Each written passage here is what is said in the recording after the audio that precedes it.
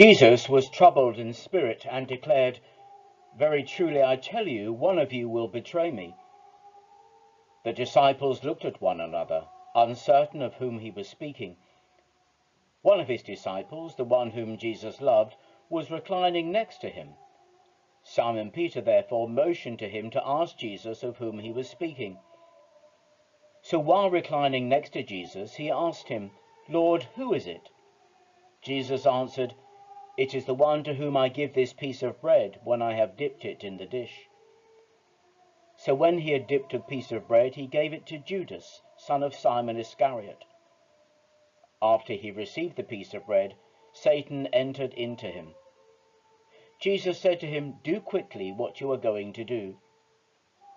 Now no one at the table knew why he had said this to him. Some thought that because Judas had the common purse, Jesus was telling him, "Buy what we need for the festival," or that he should give something to the poor. So after receiving the piece of bread, he immediately went out, and it was night.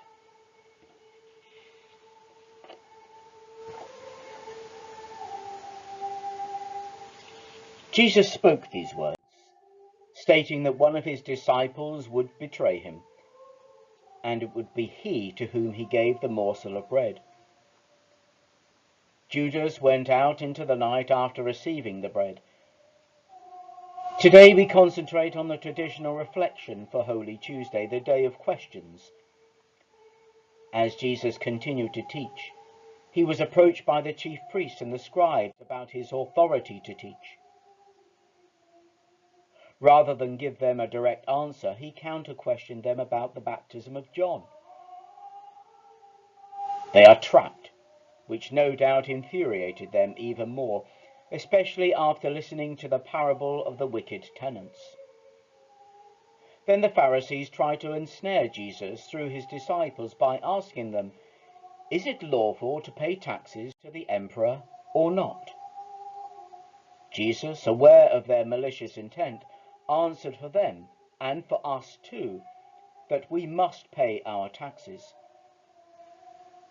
So on this day of questions, Jesus made it quite clear that his authority comes from God, but at the same time he recognized a princely authority in this world, and that his disciples and we live under that authority too.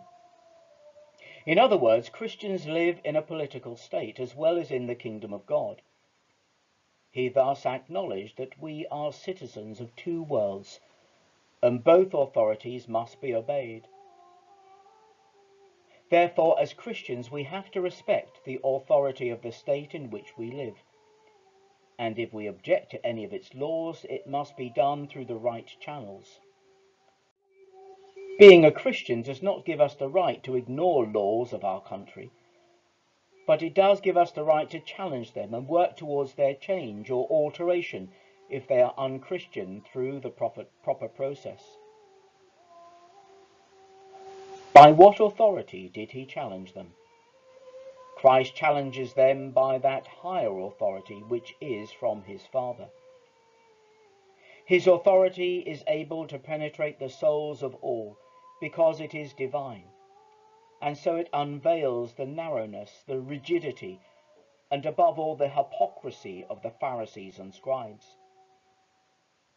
In their ostentation of piety, they had forgotten what humility and the kingdom of heaven were all about. In their insistence of tithing on the least things, they had forgotten the substance of the law, judgment, mercy, and faith. And in insisting on dotting every I of the law, they had forgotten the heart and purpose of their law. Jesus broke more than convention and rules when he openly condemned how these religious authorities have misinterpreted the whole concept of the religious law by insisting on outward observances but ignoring the spirit and mercy of it. Furthermore, he advocated to those listening to his teaching not to follow the hypocrisy of their religious leaders. This Holy Tuesday, God's authority must confront us. We have to ask ourselves, by whose authority do I live? It is not mine, certainly not the state's, but God's, as the giver of all life. However, sometimes we forget that God is the supreme authority and allow ourselves to be captivated by seducing other powers. If we allow this to happen for too long, then we shall end up like the Pharisees, having a hollow sound to our lives.